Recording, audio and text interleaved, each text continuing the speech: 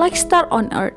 Setiap anak adalah spesial, bagaimanapun keadaannya. Film ini menceritakan seorang anak berusia 9 tahun yang tidak dapat membaca dan menulis seperti anak-anak seusianya. Namun dia memiliki kemampuan lain yang tidak disadari oleh orang tuanya.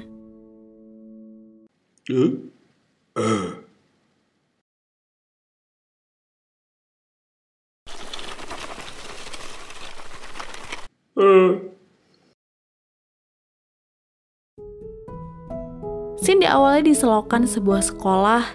Ada seorang anak laki-laki berusia 9 tahun yang bernama Ihsan Nawasti. Dia sedang menangkap seekor ikan kecil.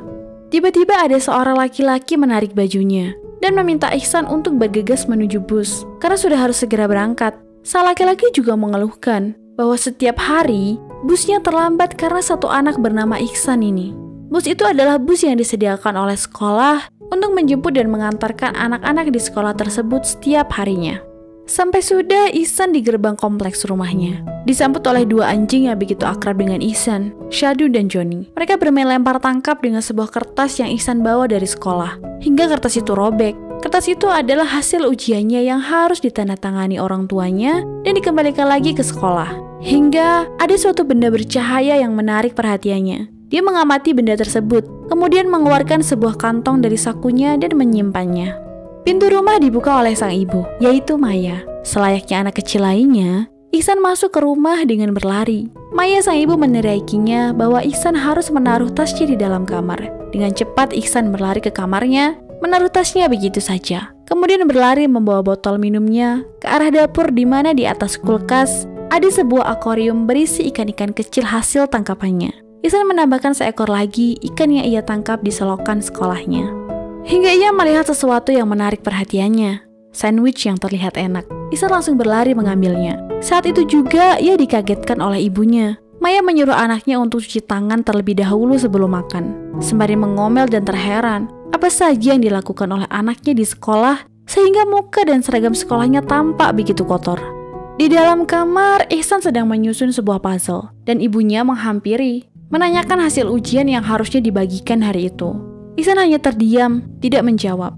Bel rumah berbunyi. Johan, kakak Ihsan pulang dari sekolahnya. Tanpa aba-aba dan banyak pertanyaan dari ibunya, Johan menjelaskan hasil ujian yang ia peroleh. Terbaik dalam semua mata pelajaran. Johan adalah anak yang berprestasi di sekolahnya.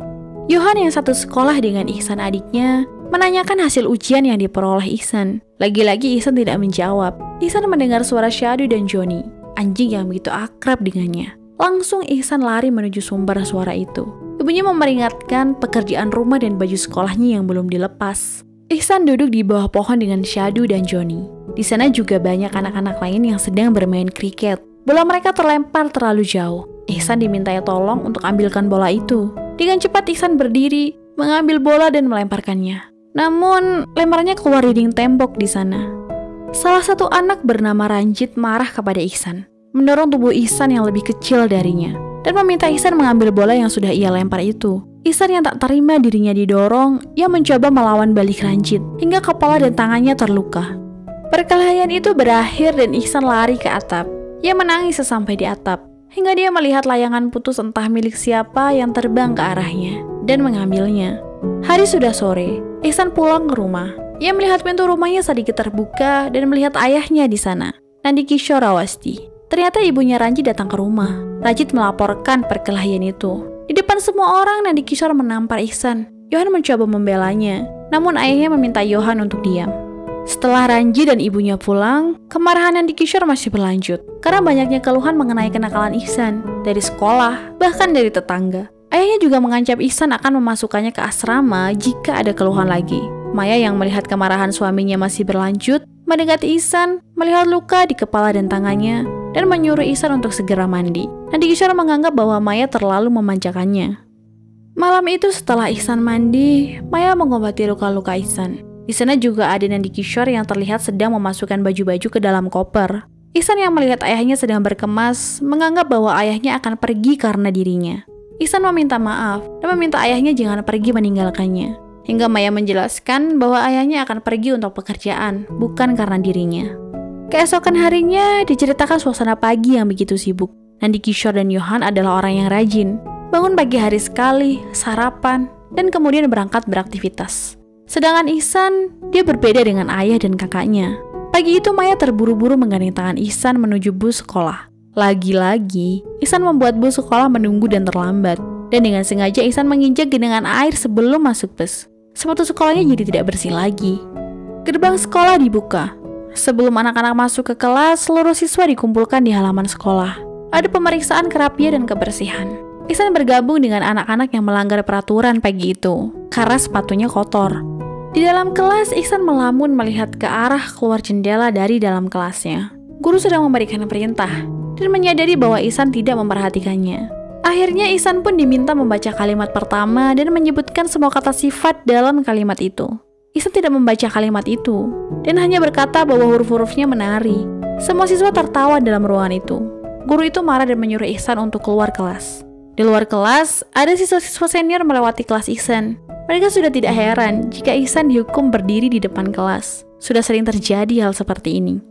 Pelajaran pertama selesai. Ihsan diminta masuk kembali ke kelas. Salah satu teman Ihsan mengingatkan, apakah PR-nya sudah dikerjakan dan apakah kertas ujiannya sudah ditandatangani oleh orang tuanya. Ihsan hanya diam tidak menjawab, karena apa yang diingatkan temannya belum semua ia lakukan. Ihsan termenung, berjalan menuju kursinya, dan memutuskan untuk pergi dari sekolah sebelum jam pelajaran kedua dimulai. Dengan raut wajah yang sedih, Ihsan keluar dari sekolahnya. Ia pergi menyusuri jalanan seorang diri, melihat-lihat sesuatu yang jarang atau mungkin yang belum pernah ia lihat sebelumnya. Ihsan tidak di sekolah seharian. Malamnya, setelah Ihsan di rumah dan mengalami hal yang luar biasa hari itu, di dalam kamarnya Ihsan melukis sebuah gambar es serut yang ia beli sewaktu jalan-jalan sendiri, dengan raut wajah yang sangat bahagia. Hasil gambar yang luar biasa. Malam itu Ihsan juga belajar dengan ditemani ibunya. Ada Yohan juga di sana. Maya terheran dengan tulisan Ihsan yang begitu berantakan. Maya juga marah karena ejaan yang ditulis oleh Ihsan banyak yang salah. Maya kesal karena hal itu sudah dipelajari berulang-ulang, namun Ihsan selalu saja lupa. Ihsan akan gagal naik kelas jika terus seperti ini. Maya meminta Ihsan untuk konsentrasi, namun Ihsan menolak dan pergi begitu saja. Sebelum tidur, Ihsan menceritakan kepada Yohan bahwa hari ini ia membolos sekolah setelah pelajaran pertama. Ihsan meminta Yohan untuk membuatkan surat izin dan untuk tidak menceritakan kepada ibu dan ayahnya. Yohan awalnya menolak, akan tetapi akhirnya luluh juga dengan bujuk rayu adiknya. Keesokan harinya, Ihsan menunjukkan surat izinnya kepada salah satu guru di sekolah. Kebohongannya berhasil. Hari itu ada kuis mendadak mata pelajaran matematika. Ihsan memandangi soal dengan seksama, melihat soal nomor 1 di depannya.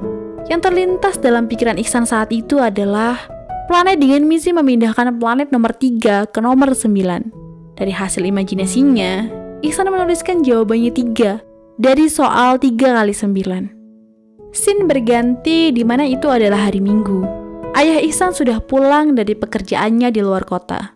Pagi itu Yohan akan pergi untuk berlatih tenis, membangunkan Ihsan dan memberitahunya bahwa ayahnya sudah pulang. Ihsan langsung bangun dan memeluk ayahnya yang sedang membaca koran. Ihsan yang sedang sarapan pagi itu memohon kepada ayahnya untuk pergi jalan-jalan ke akuarium. Ayah Ihsan hanya diam, mengganti koran yang tadinya ia baca dengan sebuah majalah. Saat majalah diambil, dia menemukan secari kertas yang digulung dengan benang. Ia membaca isi tulisan kertas itu. Kertas itu adalah surat izin Ihsan yang dibuat oleh Yohan. Nandi Kishore menanyakan kepada istrinya, apakah benar Ihsan sakit pada hari Kamis? Dengan cepat, Maya menjawab tidak. Ihsan dipanggil. Nandi Kishore marah besar pagi itu, meminta Ihsan mengakui semua kesalahannya, termasuk surat yang ditulis oleh Yohan. Suatu hari, Nandi Kishore dan Maya dipanggil ke sekolah oleh guru Ihsan. Banyak keluhan dari para guru, hingga kepala sekolah mengatakan secara tidak langsung bahwa Ihsan tidak normal dan minta dipindahkan saja ke sekolah luar biasa. Makan malam hari itu telah diputuskan bahwa Ihsan akan dimasukkan ke asrama lewat kenalan ayahnya. Karena Ihsan akan pindah ke sekolah di tengah-tengah semester yang sedang berjalan. Maya agak kurang setuju dengan keputusan suaminya, karena Ihsan tidak pernah jauh sama sekali dengan dirinya. Ihsan juga menolak keputusan ayahnya.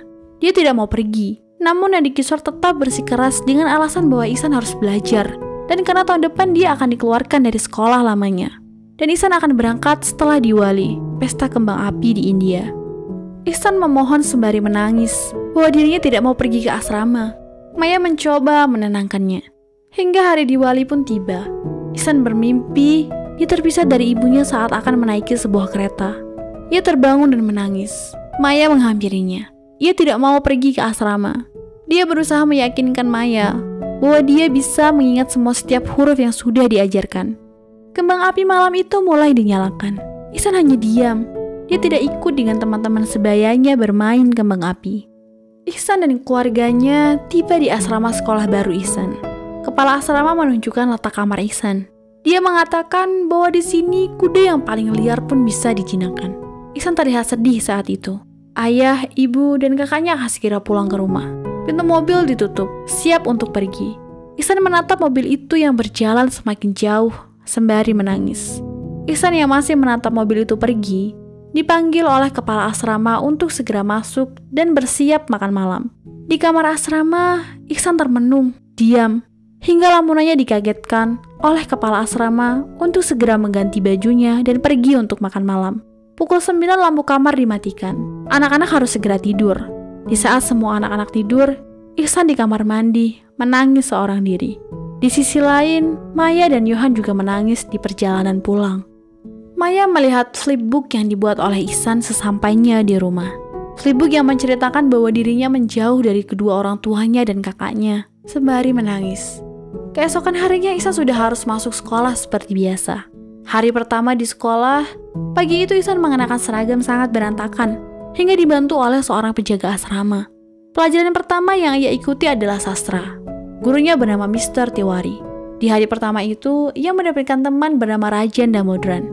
Dia adalah siswa juara, anak yang rajin, dan ayahnya adalah manajer di sekolah itu. Setelah pelajaran selesai, mereka menuju ke kelas seni. Ihsan bertanya kepada Rajan, apakah Rajan dikirim ke asrama karena dihukum? Dengan jelas Rajan menjawab tidak.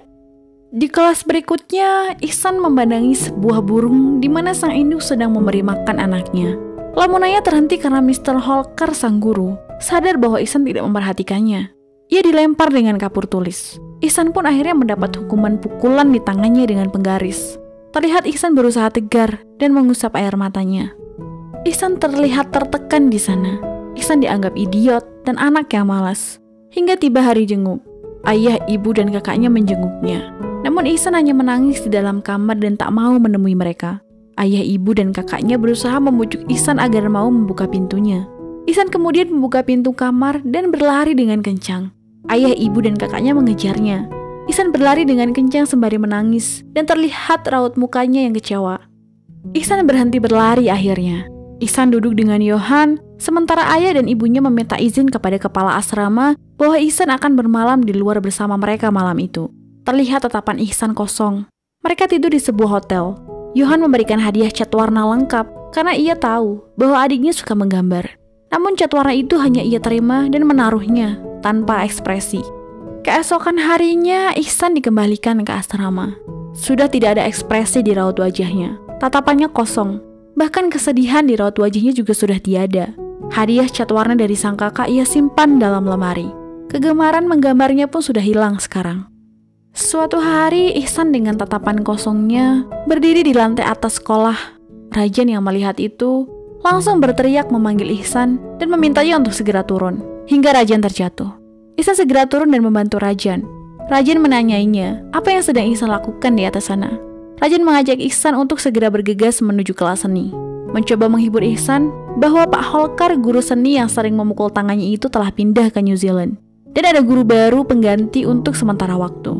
Rajan juga berkata bahwa ia berharap sang guru pengganti lebih baik dari Pak Holker, guru seni sebelumnya. Para siswa sudah di dalam kelas. Tiba-tiba ada suara seruling. Keluar seorang dengan kostum badut seadanya. Memainkan seruling membuat siswa-siswa senang hari itu. Guru itu adalah Ram Shankar Nigam yang diperankan oleh aktor Bollywood terkenal Aamir Khan. Ram Shankar Nigam juga adalah seorang guru dari sekolah luar biasa bernama Tulip di daerah itu. Dalam kegaduhan kelas saat itu, Ihsan hanya terdiam. Ram kemudian membagikan kertas gambar. Ram meminta siswa-siswa untuk melakukan hal yang mereka suka sembari ia menyimpan kostum badutnya. Seorang siswa bertanya apa yang harus mereka gambar karena tidak ada satupun barang-barang di meja. Ram hanya tersenyum dan mengatakan bahwa meja kecil di depan terlalu kecil untuk imajinasi mereka. Di sini kalian bebas menggambar apapun dan bersenang-senanglah. Ram melihat gambar-gambar siswa-siswanya satu persatu. Hingga ia berhenti pada Ihsan yang hanya terdiam memandang kertas gambar kosong di depannya. Ram awalnya beranggapan bahwa Ihsan sedang mencari inspirasi dan meminta Ihsan untuk santai saja, tidak perlu terburu-buru. Ram melanjutkan melihat gambar-gambar para siswa di kelas itu, hingga ia berhenti kembali di meja Ihsan. Melihat kertas gambarnya masih kosong, sempat berpikir bahwa Ihsan tidak suka melukis, kemudian menanyakan nama Ihsan. Ihsan hanya terdiam, menunduk dengan tatapan kosong. Rajan menjawab pertanyaan Ram bahwa nama temannya itu adalah Isya Nawasti. Hari itu Ihsan pergi ke kolam di sekolahnya, memandang matahari terbenam dengan tatapan kosong. Setibanya di asrama, ia sudah ditunggu oleh kepala asrama dan memberitahu bahwa ibunya menelpon. Maya memberitahu anaknya bahwa Sabtu Minggu ini ia tidak bisa menjenguk Ihsan di sana karena Yohan ada pertandingan tenis. Ia masuk babak final. Yohan juga berbicara pada Ihsan bahwa ia sangat merindukan adiknya di pertandingan finalnya nanti. Sepanjang ibunya berbicara, Ihsan tidak berbicara sepatah kata pun dan hanya meneteskan air mata. Belum selesai ibunya berbicara, tanpa berbicara sepatah kata pun, Ihsan meletakkan telepon dan langsung pergi dari ruangan itu. Suatu hari di sekolah, Ram akan menyimpan gambar karya anak-anak dalam lemari di ruang guru, namun tidak diperbolehkan. Di sana, Ram diledek karena cara mengajarnya. Mr. Tiwari mengatakan bahwa anak-anak di sekolahnya tidak sama dengan anak-anak ajarannya di sekolah Tulip. Cara mengajarnya juga dianggap tidak sesuai dengan moto sekolah itu, teratur, disiplin, dan kerja keras. Setelah mendengar itu, Ram pergi dari ruangan karena tidak diperbolehkan menyimpan karya anak-anak di lemari ruang guru. Ram melewati sebuah kelas, di mana di depan kelas itu ada Ihsan yang sedang dihukum di depan pintu kelas. Ram mencoba menanyakan apa yang terjadi dengan Ihsan saat itu. Namun Ihsan ketakutan melihat Ram. Ram menemui Rajan di jam istirahat hari itu. Ram mulai menanyakan apa yang terjadi dengan Ihsan, karena Ihsan selalu terlihat ketakutan. Rajan menjelaskan keadaan Ihsan, bahwa Ihsan adalah anak baru di tengah semester. Menceritakan bahwa Ihsan juga tidak dapat membaca dan menulis, selalu dihukum. Banyak coretan merah di bukunya. Ram seperti menyadari satu hal, ada masalah dalam diri Ihsan. Orang tua Ihsan tidak datang di hari Sabtu, seperti yang dikatakan Maya. Hari itu juga Yohan sedang bertanding tenis babak final. Yohan juga kalah dalam pertandingan. Terlihat ayahnya sangat kecewa dengan Yohan. Ihsan yang tidak dijenguk hanya berjalan-jalan sendirian di sekitar sekolah dan asrama dengan tatapan kosongnya. Di hari yang sama, Ram juga melakukan perjalanan yang lumayan jauh untuk menemui orang tua Ihsan. Sudah malam ketika Ram tiba di rumah Ihsan. Maya membukakan pintu rumahnya. Ram memperkenalkan diri bahwa ia adalah guru dari sekolah Ihsan berada. Ram meminta beberapa buku sekolah Ihsan dari sekolah lamanya. Ram membuka buku itu hingga menemukan secari kertas yang berisi gambar yang Ihsan buat. Ram baru mengetahui bahwa Ihsan suka menggambar. Ram juga melihat kamar Ihsan yang penuh dengan gambar-gambar Ihsan. Ram juga melihat flipbook milik Ihsan yang bercerita tentang perpisahan dengan keluarganya. Ram mulai menanyakan alasan orang tuanya mengirim Ihsan ke asrama. Jawaban dari Nandi Kishore, alasannya adalah karena perilaku Ihsan. Dia juga membandingkan dengan anak sulungnya Yohan yang berprestasi. Ram mulai menjelaskan pola kesalahan yang dialami oleh Ihsan. Ram memperlihatkan buku Ihsan yang penuh dengan coretan merah. Ram juga menjelaskan, itu semua bukan karena Ihsan malas belajar. Menurutnya, Ihsan mengalami kesulitan untuk mengenali huruf. Ram menjelaskan bahwa Ihsan mengalami disleksia. Anak seusianya yang tidak dapat membaca dan menulis, pasti kepercayaan dirinya akan hancur. Bahkan lebih parahnya, Ihsan juga sudah berhenti menggambar. Nandi Kishore mempertanyakan bagaimana Ihsan nantinya akan bersaing dengan dunia luar jika kelebihannya yang ia miliki hanya menggambar. Ram juga mengerti akan hal itu. Dia mencoba memberikan pengertian kepada orang tua Ihsan bahwa di setiap anak memiliki keterampilan yang unik, kemampuan, dan impian yang berbeda-beda. Keesokan harinya, Ram meminta anak-anak ke kolam sekolah untuk mencari sesuatu yang menarik. Di kolam itu, anak-anak bermain. Ihsan mengeluarkan kantong yang selalu ia bawa, berisi barang-barang yang ia temukan di jalan. Ihsan membuat semacam perahu sederhana sehingga bisa melewati kolam itu. Semua anak-anak melihat perahu itu bergerak di kolam. Mereka semua tepuk tangan untuk Ihsan. Ram pun ikut terlihat senang melihat hal itu. Suatu hari, Ram mendatangi kepala sekolah, menceritakan mengenai Ihsan, menjelaskan bahwa Ihsan mengalami disleksia, mencoba meyakinkan kepala sekolah bahwa Ihsan adalah anak dengan kecerdasan di atas rata-rata. Ihsan hanya perlu sedikit bantuan dari para guru di sana. Awalnya kepala sekolah sempat ragu, namun Ram bersedia membantu Ihsan secara pribadi. Ram juga meminta kepada kepala sekolah Untuk sementara waktu, Ihsan hanya akan fokus memperbaiki tulisan tangannya dan meminta Ihsan diuji secara lisan. Kepala sekolah menyetujui permintaan Ram. Lambat laun tulisan Ihsan membaik, bahkan dapat membaca dengan lancar. Suatu hari, Ram membuat lomba melukis untuk semua orang di sekolah, tidak terkecuali. Bahkan kepala sekolah juga sebagai peserta. Scene berganti di mana Ram yang sedang memberi materi pada siswa-siswa di kelas. Dia kedatangan tamu. Tamu itu adalah ayah Ihsan. Mereka mengobrol di kantor Ram yang penuh dengan gambar-gambar. Nandi Kishore memberitahukan kepada Ram bahwa Maya istrinya telah mencari tahu tentang disleksia. Ram merasa bingung dengan pernyataan Nandi Kishore. Untuk apa? Ternyata Nandi Kishore ingin menunjukkan bahwa dirinya juga peduli dan perhatian kepada Ihsan. Ram hanya tersenyum mendengar hal itu. Ram mengatakan bahwa perhatian memiliki kekuatan untuk menyembuhkan. Anak-anak sangat membutuhkannya.